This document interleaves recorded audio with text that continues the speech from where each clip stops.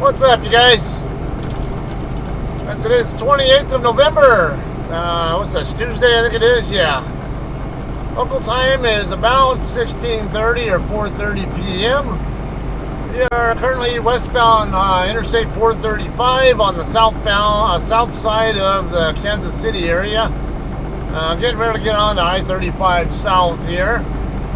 Going to be picking up a load at the Lineage Logistics Facility in Olathe, Kansas. It's only about 11 miles from here, but as you see on the map, there's a traffic delay coming up right here on 35. Let me get zoomed in. Now you see where we're at. I do expect it to, yeah, see on the ramp here, it's slowing down. So I do expect it to take about 20 minutes to get over there. It's about the right time for me to chit-chat about whatever. You guys probably know I didn't vlog my delivery video or even the pickup video of that last load either. The last vlog you saw me do should have been the delivery video to Shamrock Foods in Eastville, California. Immediately after I got through with that delivery, when trying to get washed out over at the Little Sisters Truck Wash in Fontana, found out the hard way they weren't open until 7 a.m. because of the Thanksgiving holiday. So I ended up just going into Bloomington and filled up my reefer tank and then just stopped on the side somewhere. I was actually right there at the Pilot in Bloomington to sweep out my trailer instead because I had to hurry up and get to my shipper. Now, and it turned out my load was ready to go as soon as I got there. So as quickly as I could get there and get my trailer dropped, and I could get my other load picked up and out of there. Actually, I think I got there just on time because when I got there, the bills were not ready yet, but the trailer was done loading and it was already out of the dock door. So, but I got checked in there. They told me if you want to go ahead and hook to the go ahead and drop your empty and hook to the loaded, and come back over and wait, and we'll give you a call when your bills are ready. So I do that, and literally as soon as I get parked back over in the staging area with my loaded trailer, they're calling me back up. Hey, your bills are ready. It's like, damn, they couldn't have timed that more perfectly. All right, I did have one case. Guy working there.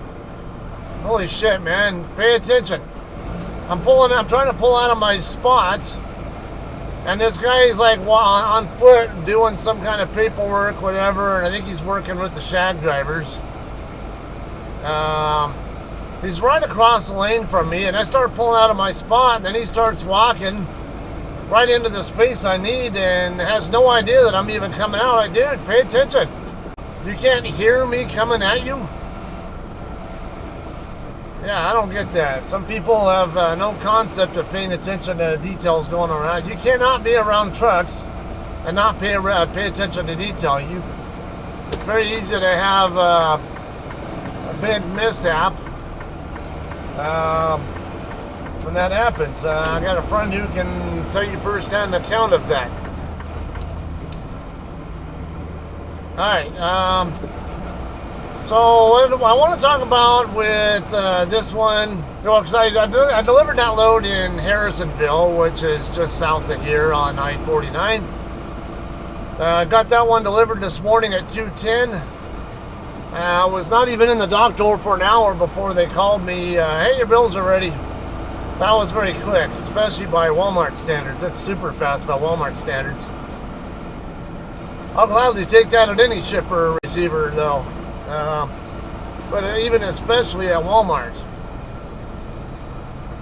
So, right, everything went great there. Now on the trip over there, and I'll tell you, this was indeed my first trip this season, I will say, dealing with icy and or snowy roads. I didn't get snowed on at all, but I did see some evidence of that there was snow, that it had snowed, over in the Parks and Belmont area of Arizona, in between Williams and Flagstaff. Nothing on the road, but you could see the ground around the area, I had like some really just light traces of, you could see snow there, but it wasn't much. Then I get all the way out to, where was I? When I start seeing snow sticking a little bit more, I think around Dalhart, Texas, somewhere around there. I had clear skies, but I had, like I said, you could see snow, definitely more evidence that it snowed and it was staying. I would say probably around Dalhart, Texas on the US 54.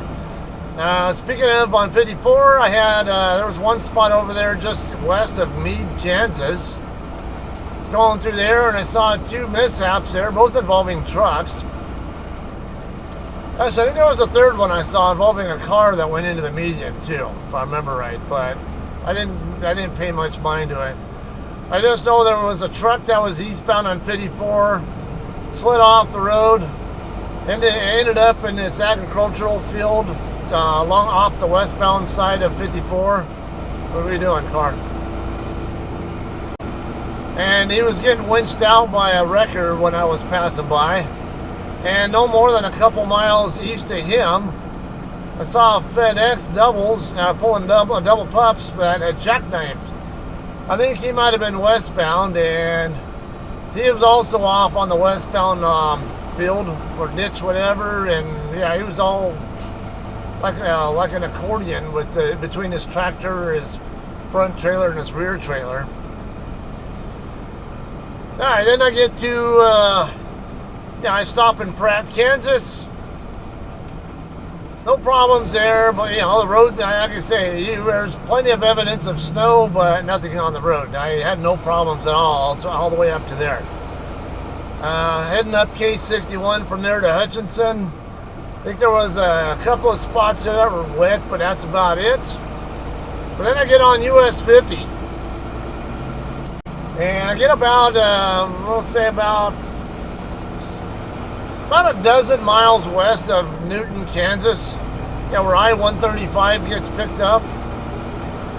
And I see that the road, there are like construction signs that tell me to slow down to 50. So I do that. And as I'm approaching this construction zone, I feel like I'm catching up pretty fast to somebody with beacon lights, amber beacon lights on the top of their vehicle. I couldn't tell what it was at first. They were too far away, but I could tell I was gaining on them pretty fast. So that was another reason I started backing off.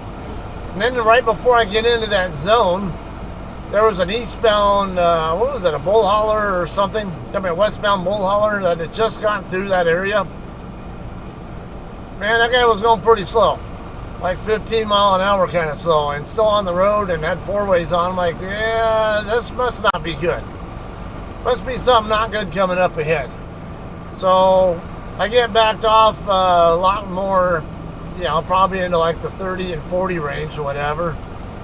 And I start realizing pretty quickly why they had that construction zone. It wasn't even a construction zone. Well, it kind of was, I guess, but it seemed like it was more there because of the icy roads. There were patches of ice there. There was even a truck in the ditch on my side that I think was already there from like earlier in the day or something. But yeah, I got a little bit of hair raising going through there. Well, I didn't have any problems with maintaining control of my truck through there, but yeah, there was always that little concern that I hope I don't, So definitely backed it off. Fun to get through there. And I think there was another spot up a little further, like about 5 or 6 miles out from Newton. There was a car going westbound that was also going slow. So again, that's another clue to me. I'm probably getting ready to go into something that's concerning. So yeah, I don't remember there being much there on my side. There were a couple of spots where I wanted to be a little careful there, but otherwise the roads were fine the rest of the way. Ended up meeting up with my good friend Daniel right there at the New Old Truck Center or Pilot in Newton, Kansas. Great running into him. He just got back out on the just went back to OTR recently from us. He was our Kansas City local driver, but Hirschbach started making all of our local drivers switch to company or go back to OTR if they want to stay lease. And he's a lease op, so he didn't want to switch the company, so he's now back on the road. Met up with him, let him know what was going on there on US 50. Yeah, he was. He told me after he got through it, like, yeah, that was no joke there. Yeah, it kind of takes me back to also when I was still driving OTR with Sierra England. I had one time when I was westbound on Interstate 80 in, guess what? Nevada, not Wyoming. Going across there, it got snowed on over there, I don't know, a day or two before, but the day that I was going through there, it was just raining and in the mid-40s with the temps. The road looked like it was fine. I figured I was good. And, yeah, I remembered I got through, I think I was past Mill City, which is about 150 miles from the California line. And I could see up ahead there was someone with their four-ways on. I couldn't tell because it was a hill. I couldn't tell if they were on an overpass, on a right shoulder, or if they were in the right lane. And then I finally get over that little hill and I get closer to them and I realize they're in the right lane and they're going like 15 miles an hour. So I'm thinking, all right, well, it's just rain and I don't see any evidence of icy roads. The temperature's too warm for me to think it should be icy, so I just kept trucking on at my rain speed. And I'm thinking, well, maybe this guy is only going so slow because he's maybe derated or something, or maybe he's got a death problem or something, I don't know. But then, I don't know, a couple miles after I got past him, there was another truck doing the same thing, 15 miles an hour with four-ways on in the right lane, and like, okay, something's not right here.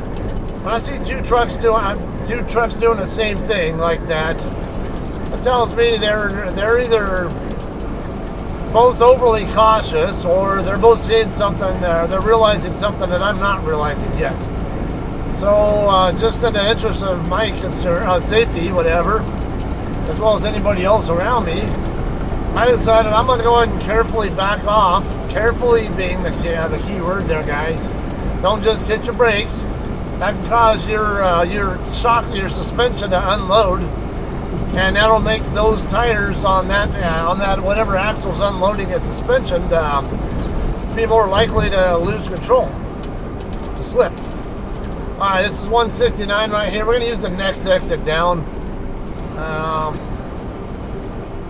But anyway, yeah, carefully got down so I'm not changing the weight and balance of my axles any more than they already naturally are. And got down slowly to like 30, 35 or whatever. But my general rule is if you can't maintain at least 30, 35 miles an hour, then get off the road. Don't even be on it. Just park your rig and wait until you get better conditions.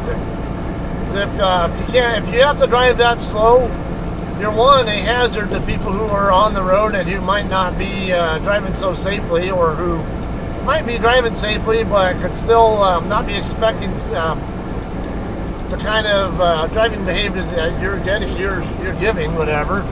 Or, when you're in a truck, and you're trying to manage your clock, well, it takes you 4 times as long to travel the same distance as you can at 60 miles an hour. So if you're driving 60 miles, it takes you it'll take you an hour to cover that at 60 miles an hour, but at 15 miles an hour, it's going to take you 4 hours to do that. You're just burning up clock for no good reason. Just get off the road and park it until it's safer for you to handle it, or work on your driving skills where you can handle doing about 30, 35-ish in those conditions, and know that you're not likely going to cause a problem, at least on the interstate. Now, off-ramps and on-ramps are always more icy than the interstate itself, so especially when you're on those in those areas, Like if you're about to get off the freeway when when it's been icy, definitely get your speed down way down before you're even on that off ramp. That's why when I was at Sear England and I went through CDL school and all that, they would always want you to be like I think like half the advisory speed that was posted for that ramp, something along that line, which was ridiculous. Now on dry conditions, that's unreasonable. I think it should be. It depends on the advisory speed, but generally cloverleaf ramps in dry conditions, I go about 5 under the speed, the advisory speed, on anything but advisories, anything but cloverleaf ramps. I generally will do around the advisory speed, maybe 5 over. I don't tend to have problems with that, but you still have the concern is you have a possibility that your load could shift and cause you to roll over because of the load shifting or whatever. So, yeah, you're a complete idiot if you drive a truck. I manage curves in a truck in a different way than, like the same way that you would do it in a car. Let me get slid over because this lane is ending. I need to go down the road here. The next slide down, we're going to make a right turn. We have a few rights. There's a 1, 2, I think 3 rights and a left, or 2 rights and a left, something like that.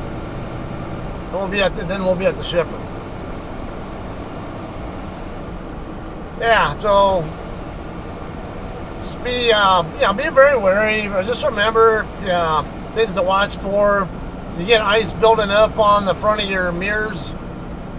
Yeah, that's not always an indication that the roads are icy, though. It's an indication that it could be. Another rule of thumb that truckers like to use is, do you see water spraying up from your tires as you're driving through whatever it is? If you see a lot of water spraying up, yeah, there's a better chance it's just water. But if you don't see water spraying up, but the road looks wet, it's probably ice. In which case, you want to be really super careful. But again, I've had those cases over there in Nevada. It just looked like a wet road. And like I said, I was getting 45 temps like I am right now. And I had every reason to think it was just raining. But no, it was a little bit icy. Yeah. In fact, I think I recall I was even kind of moving my steering wheel back and forth a little bit to see how spongy or responsive the steering was. I mean, the actual steer tires were to my steering inputs. And I could tell it was feeling a little bit on the spongy side, which was a clue that, yeah, this is not good conditions here. Alright, that's all we got on all that kind of chit-chat, I guess. I am expecting I might go through some minor snow on the way back to where I'm going with this load. I'll tell you more about that when we're done picking it up. Okay, so this Lineage, it's really a Smithfield pork facility. So it's really just a cold storage facility for Smithfield, as far as I know. Every time I've been here before, it's always been to pick up Smithfield loads, which, by the way, I might mention to some of you guys who are JCT drivers who like to complain that Hirschbach is stealing JCT loads. Well, okay, explain what I'm doing now then. Because I'm picking up a load that used to be a Hirschbach only load, but now I'm picking it up as a JCT driver. So, kind of goes back and forth there. I don't worry too much about that. Alright, we're going to make the right turn here in front of this fence. And then, I think it's a left after that, to where the truck entrance is.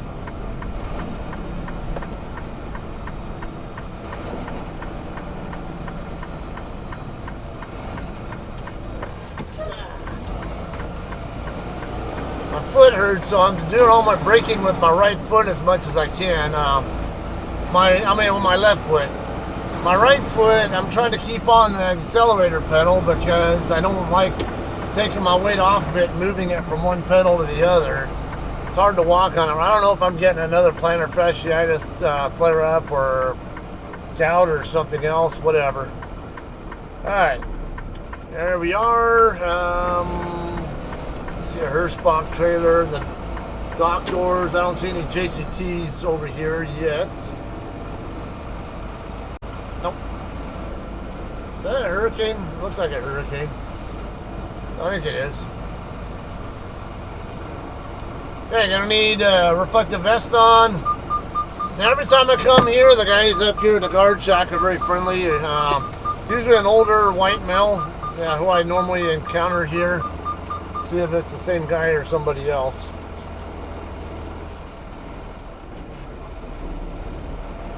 Yeah, it looks like it's the same guy.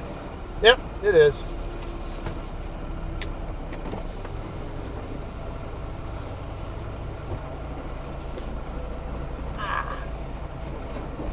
Hello.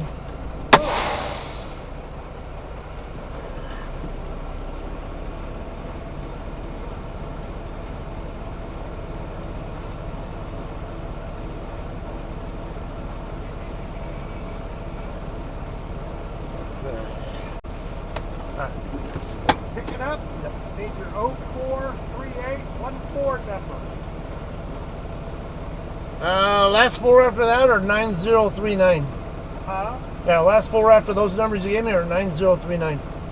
043814. Yeah, 149039. Dropping a hook. Not sure. Okay, can I get your driver's license,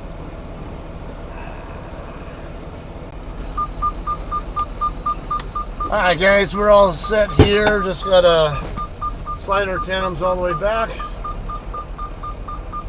Make sure we stay clear of that stop sign. There we go.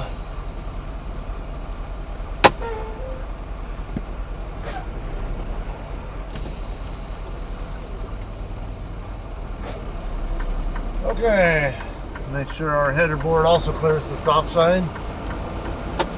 Okay, so I was informed that this is a drop hook pickup. I don't know if my load is ready to go yet, but whatever the case may be, I will be dropping this trailer and then bobtailing over to the office to check in.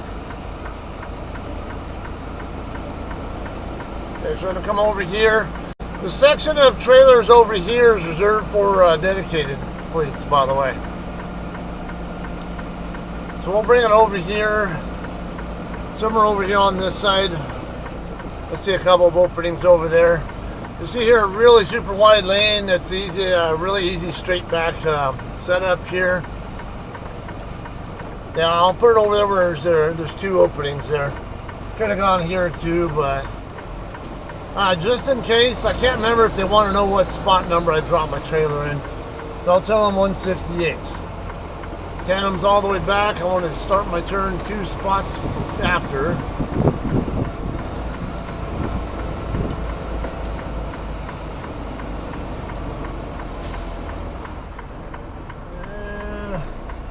Pretty close. I wouldn't call it perfect, but pretty damn close.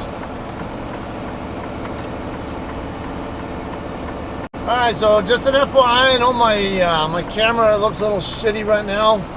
If you guys hadn't noticed, I don't remember hearing it from one of my other videos. There's some moisture that's trapped in there. I don't know how it got in there. Shouldn't be any moisture in there in the first place. The fact that there is at all tells me it's allowing moisture from the outside to get in where it shouldn't be. I went ahead and ordered a new replacement camera. It's not due in until I think the first or second week of December though. So we'll have to deal with this until that comes in.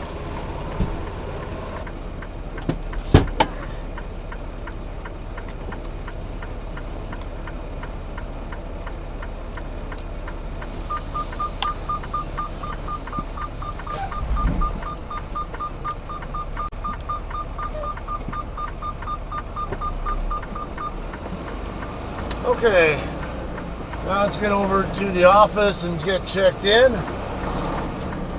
Fingers crossed our load will be ready. We'll have a pretty good idea if it might be ready or not when we get over there to that southeast corner of the lot. If it's ready at all, our loaded trailer will probably be over there.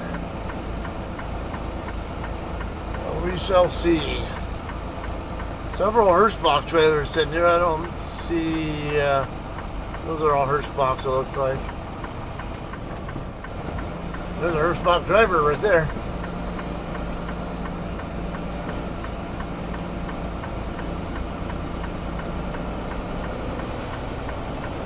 Okay, yeah, this section over here where the yard jockey's at right now, that's where we're likely going to find our loaded trailer if it's ready to go. So we'll take a quick gander over here as we're driving past, see if we find any JCTs parked over here. If not, then it'll be more likely I'll be waiting. I see one JCT over here, 40088.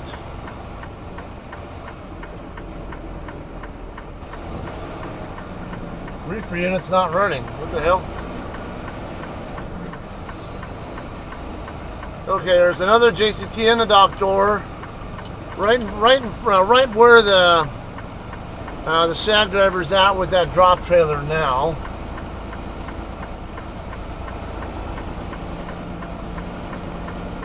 So we might have to. We might plan on. Let's see, what's that door 30? Yeah, door 30. There's another one of ours in door, looks like 17, or I think that's 17. Yeah, 17. Alright, another JCT driver here now. Thought there was someone else over here earlier.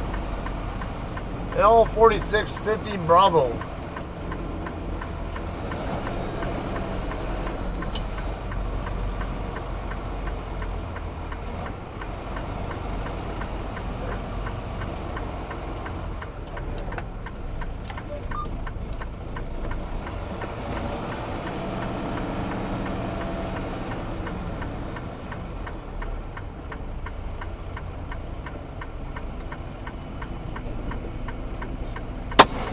Alright guys, we can get checked in now and see what's going on.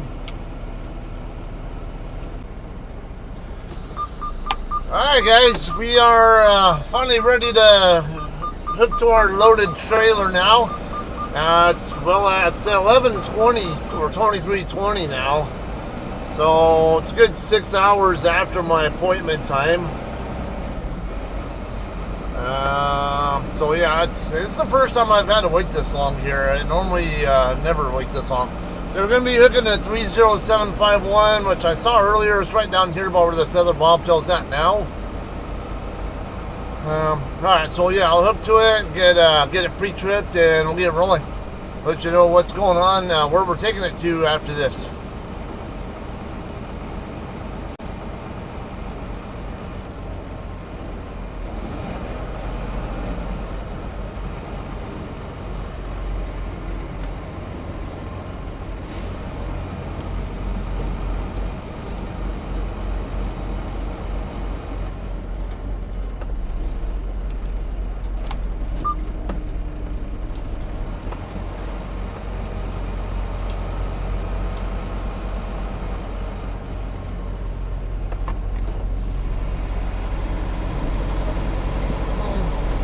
There. You hooked? I don't know. Yep. Alright, we are. A little stronger than I wanted tug test though.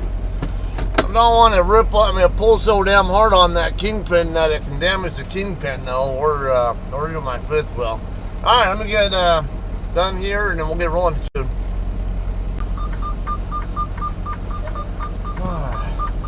Alright guys, let's get rolling here. Oops, I didn't put myself in yard move status. I don't want to burn drive time here. Let's see. I want to get drive miles out of my drive time.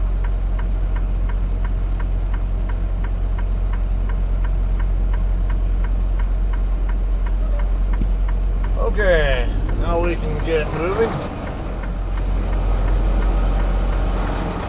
Get all the way out here so this truck can go by us.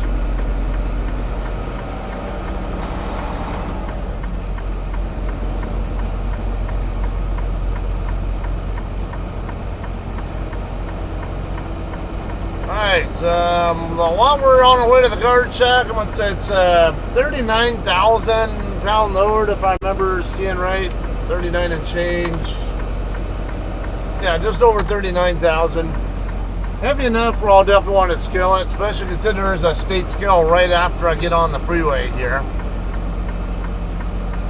So what I'm going to do is when we get out of here, we're going to go right back the same way we came from. Literally, and then even get on the northbound side of I-35, that Highway 169 exit that I talked about earlier. Get off there, that's the nearest Catskill. There's a 7-Eleven there, right on I think it's South Hamilton Circle is the name of that street. Just be forewarned if you've never been to that 7-Eleven before. It's a really funky setup there.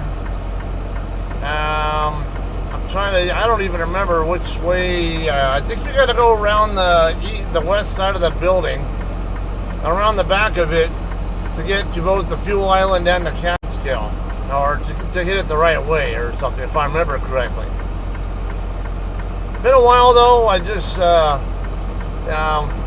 least been a while since I've stayed there. I think I remember going in there before trying to hit the scale, and I found out the hard way I was going the wrong way or something along that line.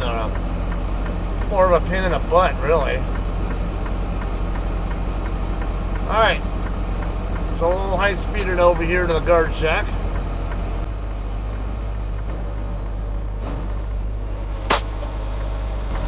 Hello. Good.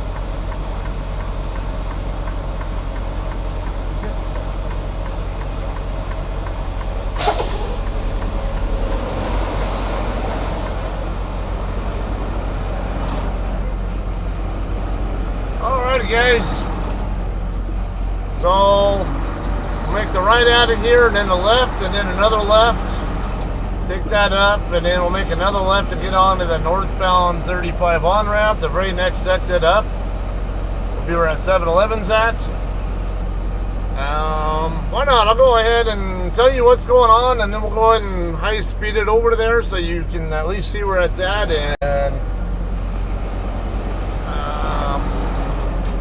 But I'll high speed footage it, so it doesn't take so long. Alright, so the load will be going to a Cisco Foods facility in Riverside, California. Cisco is on Meridian Parkway. Or I think that's where it was going to. I know it's on Meridian Parkway where I'm going to, and Meridian Parkway is actually right across Interstate 215 from the base that I retired from when I was Air Force, March Air Reserve Base. In fact, Meridian Parkway used to be the base housing back in the day. In fact, when 9/11 happened, I remember the first Marines from Camp Pendleton, they were actually using the old, they were condemned buildings, but they were still there. Yeah, they were using those buildings to do some of their like desert urban warfare training or whatever the hell you want to call it before they deployed to Afghanistan and Iraq and all that. Yeah, interesting little history there. Those buildings don't exist anymore, so it's not like I'm giving away any sensitive information. It's just a little bit of history at this point. Alright, anyway, yeah, we'll come up and we'll go ahead and high speed it the rest of the way to the truck stop, and hopefully I hit it the right way. If not, you guys can get a laugh at my expense. And then we'll end the video there after we get our skill. Let me, you know what, while I'm at it. Come on.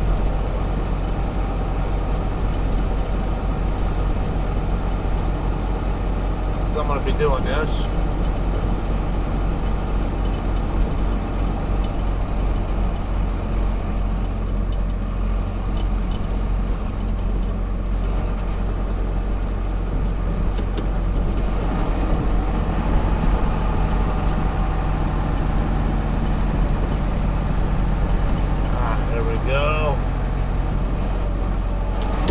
it up for you guys. You can see where we're at, where the 7-Eleven and Catskill are in relation to where we're currently at. Old Elm Road. Get zoomed in here for you guys. Okay, now I can also go straight ahead and just go over to 169 itself. Take 169 up, but go ahead and go this way. Should be a little bit quicker going this route.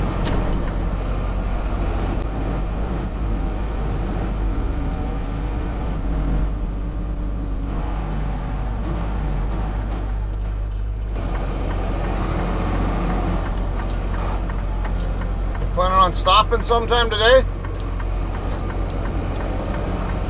Fucking idiot. I'm gonna have a head on with a red light runner.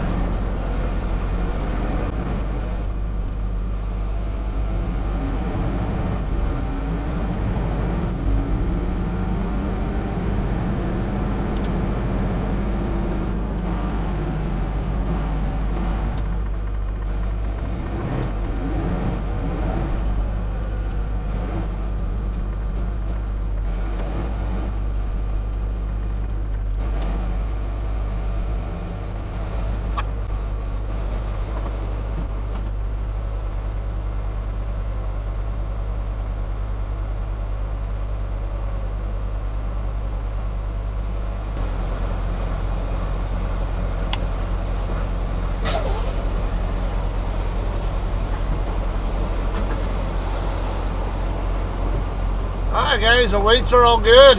I got 33,160 on the drives, 30,240 on the tandems, 11,860 on the steers, which I didn't mention, but should be obvious, and then 75,260.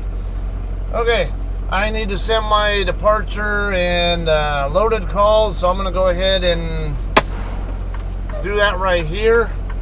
And I'll go ahead and end the video here as well. I'm going to head back down toward Wichita. I don't know if I'm going to go all the way down to Wichita or if I'll stop in Emporia and then make my way across US 50 instead. But usually one of those two routes is the way I go.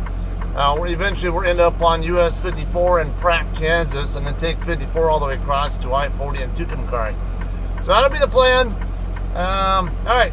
You guys all have a great night. Hope you guys enjoyed. We'll see you guys in Riverside, alright? See ya.